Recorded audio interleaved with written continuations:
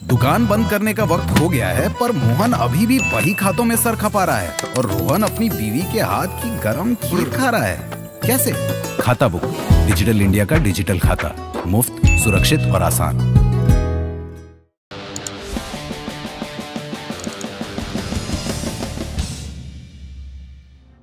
नमस्कार, सौरभ द्विवेदी नाम है हमारा और आप देखना शुरू कर चुके हैं दी ललन टॉप शो।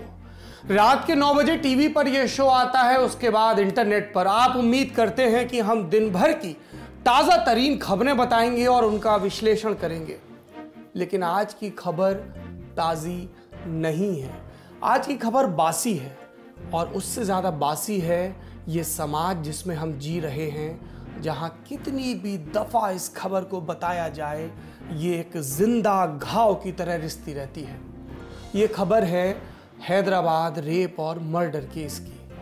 28 नवंबर की सुबह एक वेटनरी डॉक्टर की हत्या और लाश जलाने की खबर आती है।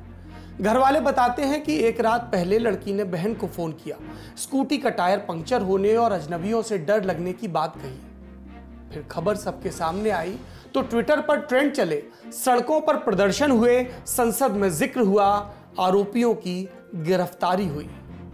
एक दिन बाद साइबराबाद की पुलिस ने खुलासा किया कि मामला गैंगरेप और हत्या का है। 4 आरोपियों के नाम मोहम्मद आरिफ, जोलू शिवा, जोलू नवीन और चिंतकांत चेनकेशवुलू।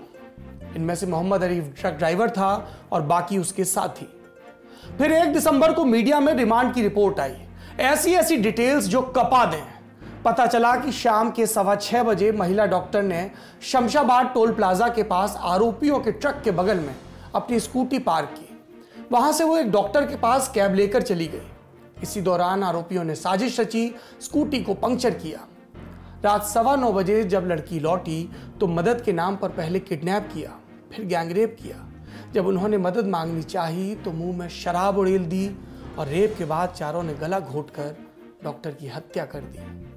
फिर लाश को 27 किलोमीटर दूर रंगारेड्डी जिले ले गए। इस दौरान 2 आरोपी उन्हीं की स्कूटर से पेट्रोल की बोतल्स लाए और शव को आग लगा दी। ये ब्यौरे सामने आए, हर तरफ गुस्सा है। सोशल मीडिया से लेकर देश की संसद तक बातें कही जा रही हैं। कुछ लोग बेटियों को नसीहतें दे रहे हैं, कुछ बेटों को सुधारने की बातें कह रहे हैं, कुछ कह रहे हैं कि इनको जिंदा जला दो, कुछ कह रहे हैं बधिया कर दो। इन सब से इतर हमारे लिए चंद सबक हैं, बेहद जरूरी, बेहद बारीक सबक। हम बड़ी खबर में आज इस हैदराबाद केस के बहाने इन सारे सबकों के बारे में बात करेंगे। आप स्वतंत्र हैं, इसे सबक मानिए, हिदायत मानिए या इस कुरूप समाज के लिए आईना मानिए। पहला सबक, पुलिस जो सबकी रक्षा का प्रण लेती है, संकल्प लेती है, ऐसे मामलों में असंवेदनशीलता दिखाती है, एरिया के झगड़े में फंसती है और कानून के सर्वोच्च मंदिर को ठेंगा दिखाती है। सबसे पहले इसी के सुधार की जरूरत है। इस मामले में तेलंगाना पुलिस ने क्या किया, पीड़िता के पिता की बातों से पता चलता है। उनका आरोप है कि पुलिस वालों ने शिकायत पर ध्यान नहीं दिया और कहने लगे जब शिकायत की कि लड़की किसी के साथ भाग गई होगी। ये जो सोच है कि लड़की घर नहीं लौटी तो भाग गई होगी और भागी हुई लड़कियां बुरी होती हैं, ये दोहरे स्तर पर नुकसानदेह है। इतना सुनकर अगर आप पुलिस से निराश हो गए हैं तो थोड़ा धीरज धरिए, क्योंकि अभी और सुनना है आपको।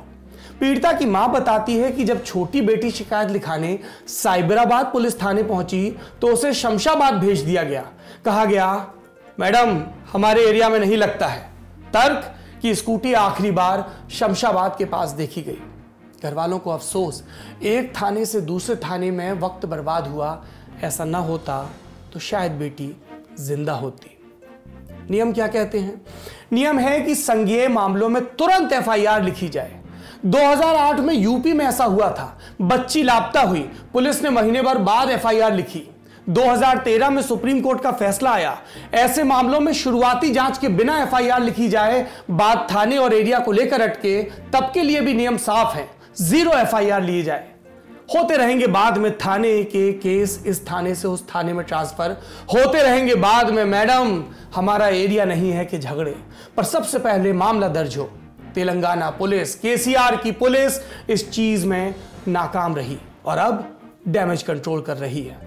एसआई समेत 3 पुलिस वाले सस्पेंड हुए हैं, पर इस सस्पेंशन से डॉक्टर लौटाएगी क्या? दूसरे गुनहगार जिनको संवेदनशीलता की जरूरत है वो हैं हमारे नेताओं के बयान और उनकी छिछली नेतागिरी। मामला घटित हुआ तो तेलंगाना के गृह मंत्री महमूद अली मीडिया के सामने आए और बोले, पढ़ी लिखी महिला थी, पुलिस की बजाय बहन को कॉल किया, पुलिस को कॉल करती तो बच जाती। पलटकर कोई कहता कि इसकी जरूरत ना पड़ती, प्रदेश का गृह मंत्री अच्छा होता, प्रदेश की पुलिस चौकस होती, एरिया के झगड़े में ना पड़ती, कानून का डर होता तो बच जाती। महमूद अली बयान के लिए माफी मांगते नजर आए। गृह मंत्री का बयान समाज के एक बड़े गड़बड़ को दिखाता है। क्या है ये गड़बड़? हमेशा ऐसे मामलों में विक्टिम को दोष देने की रवायत। कुछ भी गड़बड़ हो, कोई लड़की घर आकर थाने जाकर शिकायत करे तो उसी को दोष देना, तुम्हारी वजह से ही हुआ होगा, तुम चुपचाप क्यों नहीं चली गई, तुम पलट के भिड़ क्यों गई, तुम्हें परिवार के मान सम्मान का डर नहीं है, तुम्हें समझदारी दिखानी चाहिए थी। समझदारी साहस दिखाने में है और ये नेताओं का फेल्योर है, इस सिस्टम का फेल्योर है कि वो इस साहस को सलाम नहीं कर पाते बल्कि धिक्कारते हैं। एक और नेता हैं तेलंगाना से बीजेपी के एमएलए राजा सिंह। उन्होंने एक वीडियो ट्वीट किया, मामले को सांप्रदायिक रंग दिया, 4 में से एक आरोपी की बात की, उसका मजहब बताया, फिर पूरी कोशिश की कि मामला हिंदू मुस्लिम बन जाए। तीसरा दोषी सोशल मीडिया और उसकी गंध। सोशल मीडिया पर जो चल रहा है वो नजीर है कि एक संवेदनशील मुद्दे पर हम कितने छिछले हो सकते हैं। लोगों के लिए एक डॉक्टर का गैंगरेप, हत्या, लड़कियों की सुरक्षा का मामला नहीं रह गया, ये उनके लिए अपने दिमाग की गंदगी उड़ेलने का मौका बन गया। पहले इसे हिंदू मुस्लिम बनाया गया, कहा गया कि जिस इलाके में वारदात हुई वो मुस्लिम बहुल इलाका था। हैदराबाद के नेताओं को टारगेट करते ट्वीट आए कि फला फला नेता ने इस मुद्दे पर अब तक क्यों कुछ नहीं कहा। जब पता चला कि बाकी के 3 आरोपी धर्म से हिंदू हैं तो अलग राग चल पड़ा। दावे आए कि ये हिंदू नहीं है, ये तो कन्वर्टेड क्रिश्चियन है, मुस्लिम के साथ मिलकर इन्होंने हिंदू लड़की को मारा। फिर दावे आए फेसबुक पर कमलेश तिवारी, चंदन गुप्ता और नाथुराम गोडसे के साथ पीड़ित लड़की की तस्वीर लगाकर हिंदुओं को भड़काने वाले गाने चलाए गए। फिर सोशल मीडिया पर ट्रेंड चला, बलात्कारी मोहम्मद निकला। कठुआ, अलीगढ़ का मामला इन्हें भड़काने के लिए गिनाया गया। ये लोगों को फर्क नहीं पड़ता कि किस पर क्या बीती। इनसे बचिए, ये आपके बच्चे बच्चियों की सलामती के लिए फिक्रमंद नहीं है, ये अपनी घिनौनी सियासत के लिए फिक्रमंद है। इनके दिमाग में मजहबों के लिए जहर घुला है और ये पहला मौका पाते ही उसके लिए मुखर होंगे। ये चाहते हैं कि आप दुखी हो, निराश हो, तलवार लेकर हाथ में निकल पड़े और तालिबानियों सी भीड़ में अपने आप को तब्दील कर दें और ये एक और हैशटैग क्रिएट कर पाए सोशल मीडिया पर। आप कह सकते हैं लोगों का गुस्सा है, हमें भी गुस्सा है। गुस्सा अलग अलग तरीके से निकलता है। इसे दिमाग की गंदगी ना माना जाए तो क्या माना जाए कि पॉर्न साइट पर एक ट्रेंड बन गई है ये लड़की। सोशल मीडिया का ये स्क्रीनशॉट वायरल हो रहा है। पॉर्न साइट पर सबसे पहले पीड़िता का नाम ट्रेंड कर रहा है। ये कौन से लोग हैं जो उस पल को एंजॉय करना चाहते हैं जिस पल में वो लड़की तड़प रही थी, रो रही थी, चीख रही थी और आखिरी सांस ले रही थी। एक लड़की को मरते देखना, एक लड़की के मरते हुए वीडियो को देखना और उसे पॉर्न साइट्स पर खोजना, किसे क्या सुख मिलेगा? हम और आप जानते हैं ये लोग कहीं बाहर से नहीं आते, हमारे आपके बीच के लोग हैं। और इस पूरे मामले में जानते हैं सबसे ज़्यादा डरावनी बात क्या है? ऐसे लोग 1-2 में नहीं हैं, बहुतायत में हैं, बहुतायत में हैं, बड़ी संख्या में हैं, चेहरे पर नकाब ओढ़े हैं। ये वो लोग हैं जो सोशल मीडिया पर कोई और भेष धरते हैं। ये वो लोग हैं जो घरों में शोषण होता है तो संस्कार की बात करते हैं। ये वो लोग हैं जो अपने अपने मजहब के फर्जी धर्मगुरुओं का बचाव करते हैं। ये वो लोग हैं जिनकी गड़बड़ियों को आप उजागर करें तो वो अपनी अस्मिताओं की आड़ में जाते हैं। और इनसे इतर वो लोग हैं जिन्होंने इस रेप केस में नियमों की धज्जियां उड़ा दी। आप सोशल मीडिया खोलिए, ट्रेंड चल रहे हैं, पीड़िता का नाम सबको पता चल गया है, उसकी बहन के वीडियो नजर आ रहे हैं। शेयर करने वालों ने उस लाश तक को नहीं छोड़ा जो जल चुकी है। जली हुई लाश लगाकर कविताएं लिखी जा रही हैं, दीवार पर कविताएं लिखी जा रही हैं जो लाश के जलने से काली पड़ गई। आप कहेंगे भावनाएं हैं, हम कहेंगे क्राइम है। ये देश कानून से चलता है और इस देश का कानून कहता है कि रेप विक्टिम से जुड़ी हुई कोई भी जानकारी शेयर नहीं की जा सकती। आईपीसी की धारा 228 ए में साफ लिखा है, विक्टिम का नाम नहीं बता सकते, तस्वीर नहीं दिखा सकते, भले ही वो नाबालिग हो, विक्षिप्त हो, उसके घर वालों की मंजूरी हो या वो इस दुनिया में नहीं हो। ये पहचान जाहिर करने पर 2 साल की जेल हो सकती है। फिर भी तस्वीरें दिखाई गई। और ऐसा करने वाले आम ट्विटर यूजर नहीं हैं, पार्टियां, न्यूज चैनल, खबरिया, वेबसाइट। तेलंगाना बीजेपी के ट्विटर हैंडल ने तो अति कर दी। पीड़िता के घर वालों की, पीड़िता की और आरोपियों की तस्वीरें जोड़कर एक वीडियो बना दिया और पीछे से इमोशनल गाना लगा दिया। पूछने पर तर्क क्या आते हैं? नाम हर तरफ चल रहा था, कीवर्ड था, इसलिए हमने इस्तेमाल कर लिया। इन्हें कौन समझाए? इसी एक दिन के लिए कानून बना था, और कानून होता ही इसलिए है ताकि आप कितने भी कंफ्यूज हो, भावुक हो, गुस्से में हो, चीजें कितनी भी बिखरी हुई हो, आप वही करें जिसकी इजाजत कानून देता है। 5वीं बात, हेल्पलाइन की कितनी जरूरत है। ये मामला हुआ तो लोग जागे, सुरक्षा की जरूरत नए सिरे से महसूस हुई। व्हाट्सएप पर तड़ातड़ निर्भया हेल्पलाइन के नाम से नंबर शेयर होने लगे। खोजा तो पाया ये नंबर तो मुंबई रेलवे पुलिस ने महिलाओं की सुरक्षा के लिए लॉन्च किया था और ये 2018 में बंद हो चुका था। ऐसे में याद आई नेशनल इमरजेंसी रिस्पांस नंबर की, जिसे one nation one emergency number 112 कहकर प्रचारित किया गया था। इसकी हकीकत क्या निकली? दैनिक भास्कर अखबार के हवाले से पता चला कि 10 राज्यों ने यह नंबर शुरू ही नहीं किया। उसमें 9 राज्य ऐसे जहां बीजेपी या बीजेपी समर्थित सरकार है। 112 वालों की अपनी मुसीबतें। स्मार्टफोन पर गलती से 3 बार पावर बटन दब जाए तो 112 नंबर पर इमरजेंसी कॉल पहुंच जाती है। वक्त बर्बाद होता है, बाकी समय अश्लील बातें करने वालों के कॉल आते हैं। चुनौती है कि किसकी सुने, किसे छांटे। पर हेल्पलाइन नंबर की जरूरत तो है। ऐसे सिस्टम की जरूरत है जो बेजा कॉल्स को फिल्टर कर सके, ऐसा कॉल करने वालों को दंडित कर सके और जरूरतमंदों को फौरन से मदद मिल सके। 6वां सबक, फास्ट ट्रैक कोर्ट कितना फास्ट, इसकी तेजी पर उठे सवाल। जब भी ऐसे जघन्य मामले सामने आते हैं, मांग उठती है न्याय तुरंत मिले, फास्ट ट्रैक कोर्ट की जरूरत बताई जाती है। सच्चाई क्या है? 2012 का दिल्ली गैंगरेप केस आपके सामने उदाहरण है। फैक्ट यही दिखाते हैं कि अपराधी आज भी जिंदा हैं, जबकि उन्हें फांसी की सजा का ऐलान काफ़ी पहले हो चुका है। दावा किया जाता है कि फास्ट ट्रैक कोर्ट में 6 महीने में फैसला होता है, लेकिन जानकार बताते हैं कि गवाही, सबूत, जांच एजेंसियों के काम का ढंग सब मिलाकर 1.5 से 2 साल लग जाता है। सरकार अपनी तरफ से काम कर रही है। पॉक्सो एक्ट में बदलाव किए गए हैं। 12 साल से छोटी बच्चियों से रेप पर फांसी का कानून बना है, लेकिन अपराध अब भी हो रहे हैं। ऐसे में सामने आते हैं चौराहे पर लटका दो, जिंदा जला दो, नपुंसक बना दो या हमें सौंप दो जैसी मांग करते लोग। ये आरोपियों के सर काट देने पर उतारू होते हैं। चीन और अरब की कहानियां सुनाई देती हैं। आज का उदाहरण लीजिए। जया बच्चन राज्यसभा में बोल रही थी, कह रही थी बलात्कारियों को पब्लिकली लिंच कर देना चाहिए। एक अपराध के बदले दूसरा अपराध करने को कह रही थी सपा की सांसद। जया बच्चन को हमने पहले भी देखा है, संवेदनशील मामलों में भावुक हो पड़ती हैं, रो देती हैं, लेकिन यह संवेदनशीलता हमें बर्बर नहीं बना देगी। देश में कानून है, उसके काम करने का तरीका है। हम सबसे ज्यादा किससे घृणा करते थे? अजमल कसाब से।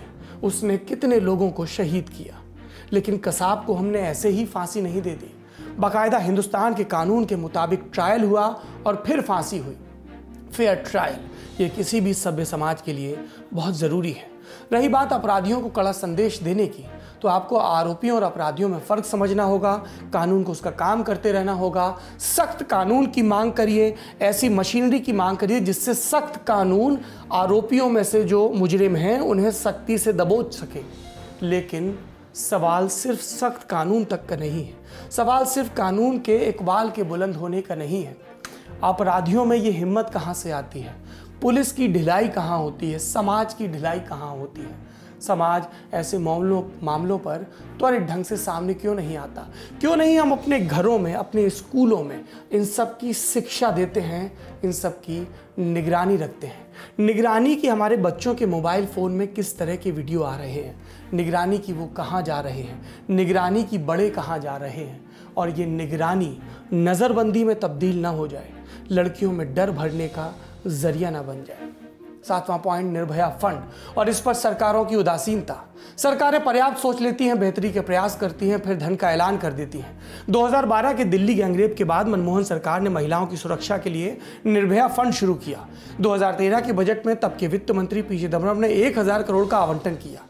तय था कि इससे जगह जगह पर वन स्टॉप सेंटर बनेंगे, हेल्पलाइन सेंटर, पीड़िताओं को कानूनी और आर्थिक मदद दी जाएगी, पब्लिक प्लेस में सीसीटीवी कैमरों की मदद से अपराधी की पहचान करने की स्कीम।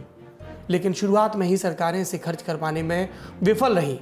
नतीजतन 2015 में महिला और बाल विकास मंत्रालय को निर्भया फंड को नोडल एजेंसी बना दिया गया, इस मंत्रालय को निर्भया फंड की। नतीजा तब भी सिफर रहा। 29 नवंबर को महिला और बाल विकास मंत्री स्मृति ईरानी ने देश की संसद में बताया कि निर्भया फंड का ज्यादातर हिस्सा इस्तेमाल नहीं हुआ है। 11 राज्य ऐसे हैं जिन्होंने 1 पैसा खर्च नहीं किया है। 20 राज्यों ने इन पैसों को महिलाओं की मदद के लिए हेल्पलाइन बनाने में पैसे खर्च किए। यूपी को 119 करोड़ मिले, खर्च किए 3.93 करोड़। तेलंगाना इस मामले के बाद सबसे ज्यादा चर्चा में है, उसे निर्भया फंड से 103 करोड़ मिले और खर्च किए 4 करोड़ 19 लाख रुपए। मीडिया में पहले भी खबरें आती रही कि सरकारें मुआवजा देने में भी फेल रहती हैं। जानकार पूछते हैं, राज्य सरकारों के नुमाइंदे बताते हैं, हमें यह नहीं पता कि यौन हिंसा के बाद कब और किस चरण में मुआवजा देना होता है। इन सरकारों को, इनके नुमाइंदों को अपने स्वार्थ की हर चीज पता है, इनको आपसे और हमसे जुड़ी चीज नहीं पता है। ये मक्कारों की तरह बैठे रहते हैं, ये पैसा वापस लौटा देते हैं, ये नारों और इश्तिहारों में खर्च होते हैं। ये चुनाव में जब हमारे बीच आते हैं तो लगता है इनसे ज़्यादा संवेदनशील, इनसे ज़्यादा गंभीर कोई नहीं। लेकिन इनकी बेशर्मी और इनकी लापरवाही देखिए कि जो पैसा इन्हें लड़कियों की सुरक्षा के लिए आवंटित किया जाता है, उनको सरकारें खर्च नहीं कर पाती और बाद में सफाई देती फिरती हैं। सबसे आखिरी में समय है और समाज है। अपने आप से पूछिए, आप लड़कियों की सुरक्षा को लेकर, उनके होने को लेकर कितने संवेदनशील हैं? हम और आप समाज हैं, हम और आप बदल सकते हैं। और लल्लन टॉप आज से इस मुहिम को सिर्फ शुरू कर रहा है। ये एक भावुक शो भर नहीं है, ये हमारे लिए, हमारे अस्तित्व की, हमारे बुनियाद की, हमारी ज़रूरत का सबसे अनिवार्य हिस्सा है। शुभ रात्रि। अपना, अपनों का, अपने घर की लड़कियों का ख्याल रखिए और ख्याल रखने के लिए उन लड़कियों को खूब मजबूत और निर्भीक बनाइए और अपने समाज को उन लड़कियों के लायक